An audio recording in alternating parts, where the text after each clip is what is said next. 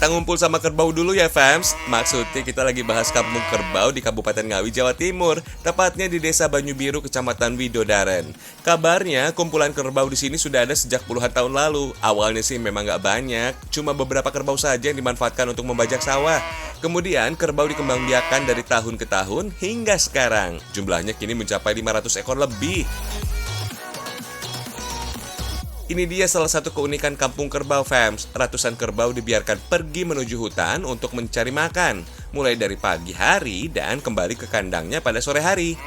Pemandangan kembalinya ratusan kerbau dari hutan ini menjadi daya tarik warga dan wisatawan fams. Akhirnya kampung kerbau dijadikan sebagai salah satu destinasi wisata di Kabupaten Ngawi. Balik dari hutan, kerbau-kerbau ini langsung mandi dan berendam bersama di sungai. Duh, pinter-pinter banget ya. Habis main seharian, gak lupa mandi dong. Selanjutnya, kerbau menuju ke rumah mereka masing-masing. Uniknya nih, masing-masing kelompok kerbau sudah tahu di mana rumah mereka. Dijamin gak bakal salah alamat. Kalau sudah pulang, rumah kerbau gak boleh lupa ditutup dan dikunci. Waktunya kerbau buat istirahat deh.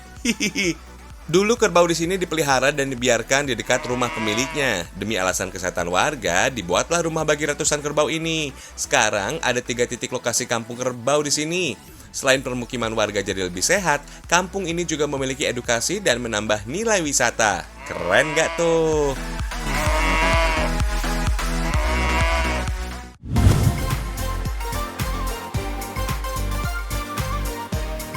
Kalau mau cari kembang di Garut banyak fams, bukan kembang desa. Yang satu ini namanya kembang tahu. Buat yang belum tahu, kembang tahu adalah sejenis bahan makanan yang berasal dari endapan hasil rebusan sari kacang kedelai. Warnanya putih bersih dengan tekstur yang cukup tipis. Usaha rumahan dari Garut, Jawa Barat ini fams sudah bertahun-tahun memproduksi lembaran kembang tahu setiap harinya. Dalam sehari aja bisa sampai 4.000 lembar kembang tahu yang dibuat. Pemandangan deretan kembang tahu yang baru diangkat ini udah kayak tirai aja nih. Unik ya. Dari biji kacang kedelai pilihan inilah fams yang menjadi asal-usul terciptanya kembang tahu. Kedelai ukuran besar menjadi prioritas karena mengandung protein tinggi dan cukup berpengaruh menghasilkan banyak kembang tahu. Biji kacang kedelai yang sudah direndam air selama 6-8 jam akan menjadi lunak dan mudah hancur. Tinggal giling aja nih fam sampai menjadi bubur kayak begini. Oh ya, untuk membuat kembang tahu hanya sari kacang kedelainya aja nih yang dipakai. Biasanya sih dari 18 kg kacang kedelai bisa menghasilkan sekitar 400 lembar kembang tahu. Tuang air perasan sari kacang kedelai ke atas loyang datar dengan perapian di bawahnya. Kalau proses pembuatan kembang tahu ini nggak mau gagal, pastikan nggak ada sisa ampas tahu yang terbawa ikut kemasak ya. Makanya nggak heran deh fams, sebelum benar-benar dituang untuk dimasak, loyang untuk memasak air sari kembang tahu akan dicuci berkali-kali dengan air bersih. Proses memasak hingga bisa hasilkan kembang tahu biasanya berlangsung 30 menitan fams. Sering juga disebut sebagai kulit kembang tahu, bahan kuliner ini sebetulnya adalah kulit susu kedelai yang dibuat dari mengangkat endapan dari permukaan susu kedelai panas. Kelihatannya sih gampang mengangkat lembaran kulit kembang tahu, tapi kalau nggak biasa, hasilnya nggak bakalan bisa rapi, fams. Oh iya, kulit kembang tahu ini menjadi andalan untuk diet vegetarian dalam banyak masakan Cina loh. Konon pada masa lalu, para biksu di Cina menggunakan kembang tahu sebagai pengganti daging. Teksturnya yang empuk dan agak kenyal ngebuat sensasi menyantap kembang tahu memang mirip seperti daging. Proses gantung atau mengangin-anginkan kembang tahu ini biasanya sih berlangsung selama sekitar 3 jam. Selain kembang tahu kualitas utama, ada juga yang disebut dengan kerak kembang tahu. Bagian ini biasanya diambil dari ampas-ampas pemasakan susu sari kacang kedelai yang mengering di atas loyang perebusan. Kerak kembang tahu ini cita rasanya tetap enak, walau tampilannya nggak seputih kulit kembang tahu yang utama. Lembaran kulit kembang tahu yang sudah diangin-anginkan masih harus dijemur kembali di bawah terik matahari. Tujuannya untuk memastikan kulit kembang tahu yang dipasarkan bisa kering dengan sempurna. Proses ini bisa berlangsung seharian tergantung panas terik matahari. Fams, kembang tahu cap segitiga produksi Sarimbit dari Garut ini pemasarannya sudah sampai Jakarta, Bandung, dan Cirebon. Dalam satu kemasan berisi 2 lembar kulit kembang tahu dan dijual dengan harga Rp2.500 aja. Murah kan?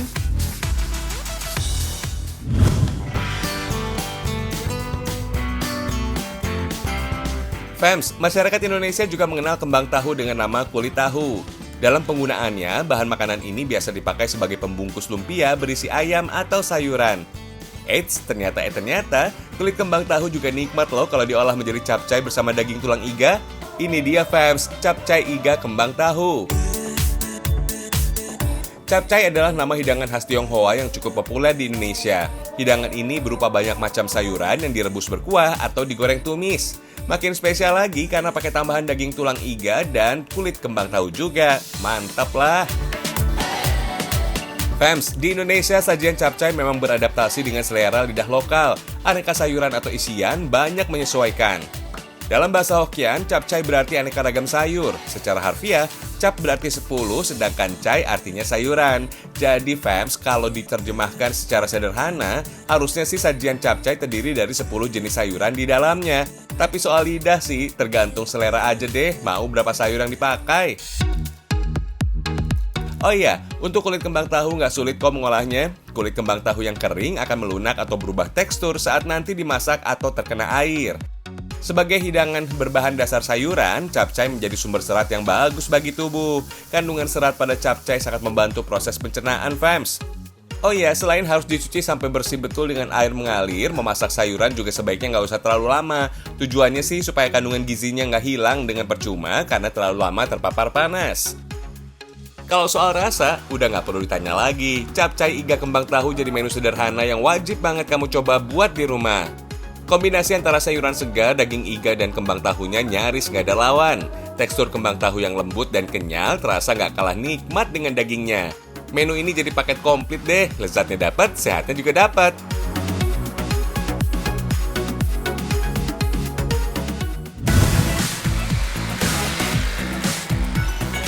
Jelang petang di kota Garut nggak bakal bikin kalian cemberut. Mulai pukul 3 sore setiap harinya ada satu jajanan khas yang bikin senang perut.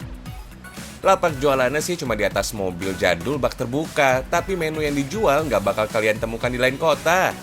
Jajanan ini Garut banget fams, namanya Bastadom.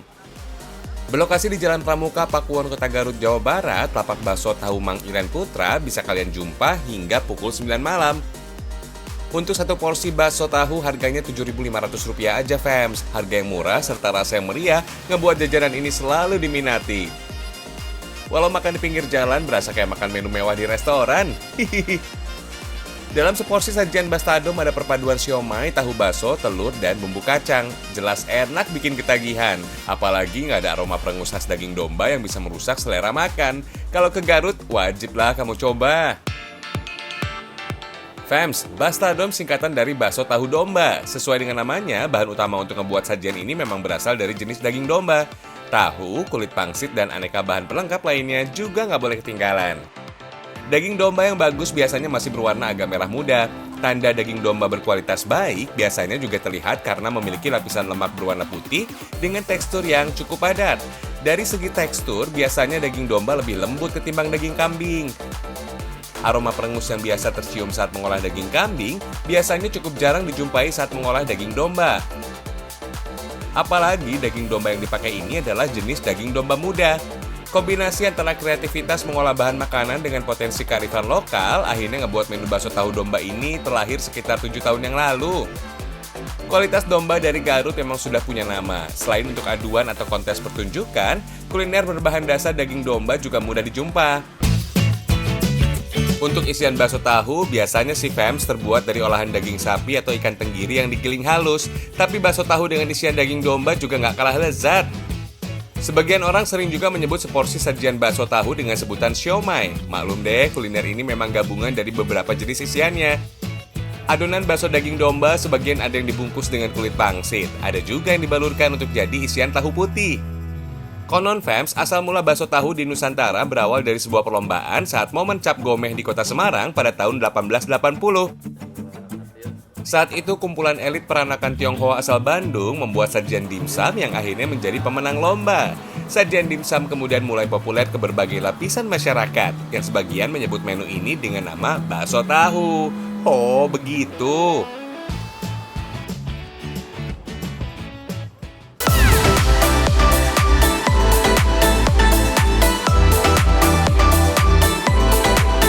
Demi penampilan, banyak orang rela untuk berkorban. Dari mulai operasi sampai tangan yang disemen. Hah? Disemen? Hihihi. Untuk material bahan bangunan, semen ibarat kewajiban, mampu memperkokoh bangunan hingga jalanan. Kalau buat tangan, ternyata masih masuk akal. Kalian percaya nggak nih fams, kalau jam tangan yang dipakai kakak cantik ini terbuat dari semen loh?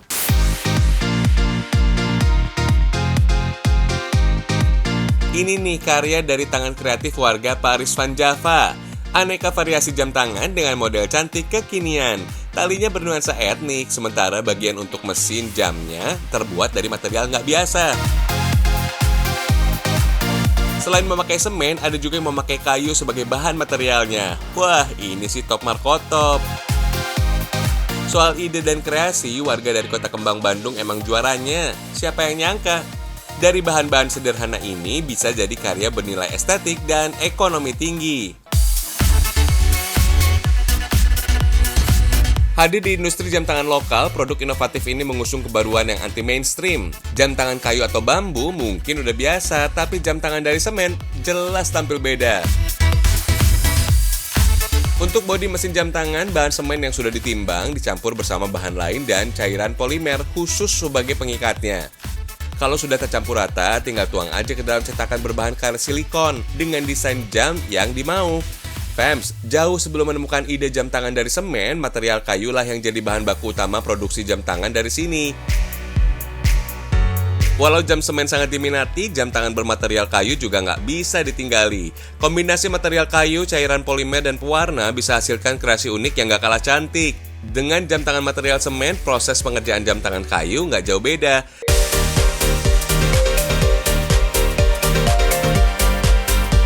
Mengusung nama Lakanua, aneka produk jam tangan anti-mainstream cukup diminati loh di pasaran. Dalam sebulan sekitar 40-80 produk pesanan jam bisa dibuat. Wajar aja sih orang jam tangannya keren-keren gini, fams. Nah, setelah 1 hari 1 malam didiamkan, adonan jam tangan semen sudah mengeras dan bisa dikeluarkan dari cetakan. Biasanya sih masih ada bagian-bagian yang kasar atau perlu dihaluskan. Fams, sejarahnya jam tangan pertama kali diperkenalkan pada abad ke-16. Waktu itu sih mesin jam tangannya manual nggak serumit sekarang. Dari abad ke-16 hingga awal abad ke-20, jam tangan hanya bisa dipakai oleh kaum wanita saja. Sementara para pria kebanyakan memakai jenis jam saku.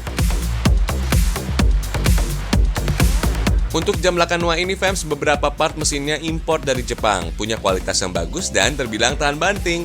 Keunggulan lain dari produk jam tangan ini juga terletak pada proses pengerjaannya yang masih handmade, alias minim bantuan mesin. Selain bodi mesin jam yang diracik dari semen, untuk talinya juga dijahit satu persatu. Lakanua adalah jenis jam tangan fashion, bukan jam tangan action. Walaupun terbuat dari semen, bobotnya sangat ringan dan nyaman untuk dipakai. Perawatannya juga mudah, tapi jangan sampai terendam di dalam air. Untuk harga jam tangan kayu dan semennya mulai dari 400 ribuan aja, fams. Pengen kan?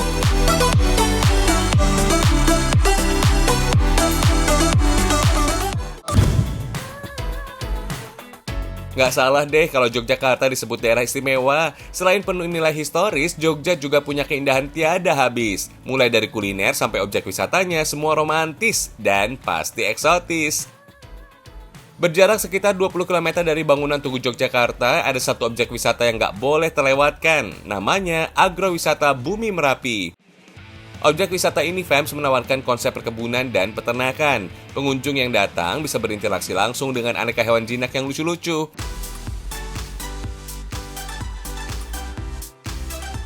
Fams, wisata Bumi Merapi mengusung konsep edukasi. Begitu masuk ke dalam, kawasan kebun binatang mini langsung kita temui. Nggak cuma sekedar melihat-lihat, kita juga bisa berinteraksi dengan aneka hewan yang lucu. Berfoto bareng burung hantu ini jadi favoritnya. Tenang, selama kita nggak banyak bergerak, si awal yang jinak nggak akan ikut panik kok. Fams, burung ini punya nama lain beluk jampuk atau Bubo sumantranus. Termasuk jenis burung hantu berukuran sedang atau besar yang habitat aslinya ada di hutan tropis dan subtropis. Ada juga nih si pemalu musang bulan. Lucu ya. Tenang, fam, semua hewan di sini terjaga kok perawatan serta kesehatannya. Burung makau, burung betet, dan burung parkit semua sehat tanpa penyakit. Oh ya, nggak cuma berfoto bareng hewan aja. Kalau mau ngasih makan mereka juga bisa kok, fams. Di sini kita bisa membeli sayur kangkung, jagung kering, dan susu botolan. Rp5.000 aja per itemnya. Kalau udah bawa makanan, warga setempat langsung pada nyamperin tuh fams. Burung-burung dara yang dibiarkan terbang bebas seakan gak mau pergi jauh. Jagung-jagung kering yang kita bawa selalu menggoda selera mereka tuh. Walah, udah kayak ketemu teman lama nih. Padahal baru juga kenal. Udah nempel-nempel aja nih burung daranya. Berbeda sama burung dara, kalau kambing-kambing ini sih lebih senang mimi susu aja. Maklum deh, kambing-kambingnya masih muda, masih senang bermanja-manja dan harus banyak minum susu. Masih dalam masa pertumbuhan, fams katanya.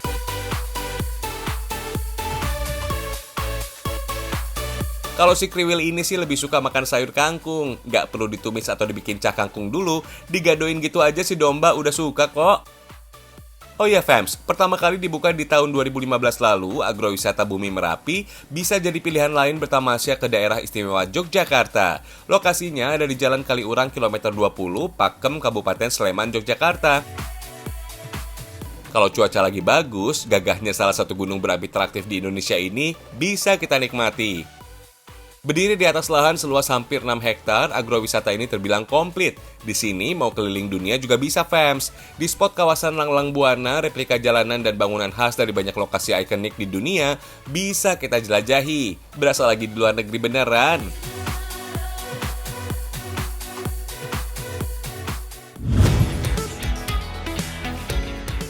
Nggak jauh dari pusat kota Polewali Mandar, Sulawesi Barat, ada satu objek wisata yang menggoda, namanya Pulau Gusung Toraja. Meskipun dekat dari pusat kota, Pulau Gusung Toraja jauh dari hiruk-pikuk keramaian perkotaan. Cocok deh buat kalian yang hendak mencari ketenangan. Akses menuju Pulau Gusung Toraja juga terbilang mudah.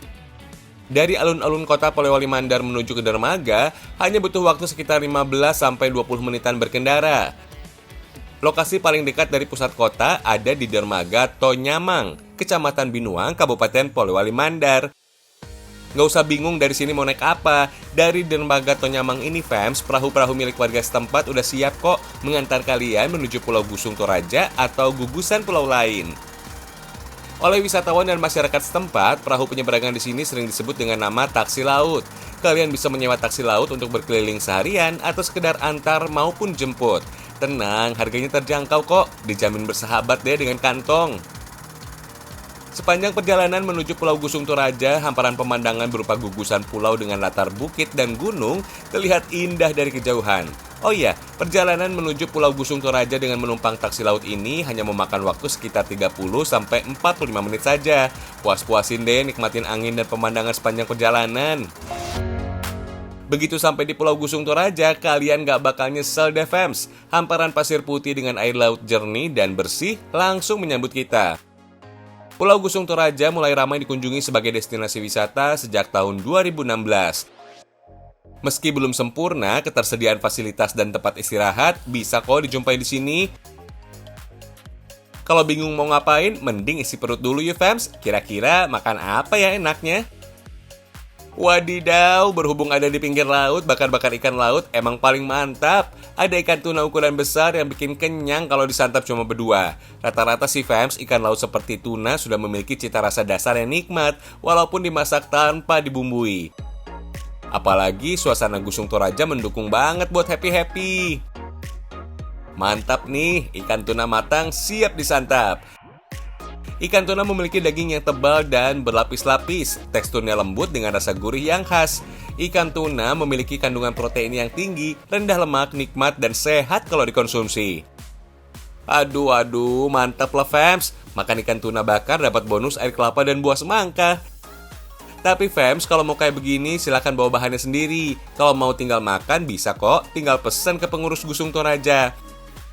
Sampai saat ini fams, Pulau Gusung Toraja menjadi destinasi wisata. Maklum deh, di pulau ini nggak ada sumber air tawar alami yang tersedia. Listrik pun hanya berasal dari genset pengelola. Tapi wisatawan nggak cuma bisa singgah sebentar aja, mau menginap juga boleh kok. Tersedia beberapa gazebo dengan harga sewa harian mulai dari Rp50.000 per hari. Sebagai tujuan wisata, ada sejumlah aktivitas yang bisa menghibur hati pengunjung. Kalau mau seru-seruan, silahkan coba main banana boat. Kalau mau sekedar foto-foto buat menu-menuhin akun media sosial, Gusung Toraja punya banyak spot spesial. Setiap sudutnya indah-indah fams. Ayolah ditunggu ya di Pulau Gusung Toraja, Kabupaten Polewali Mandar, Sulawesi Barat.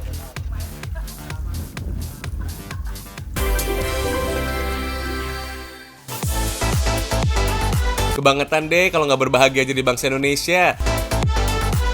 Dari kulinernya aja udah bikin hati riang gembira. Ini baru secuil aja, masih banyak beribu alasan lainnya. Ragam Indonesia, satu Indonesianya berjuta kekayaannya. Sampai jumpa!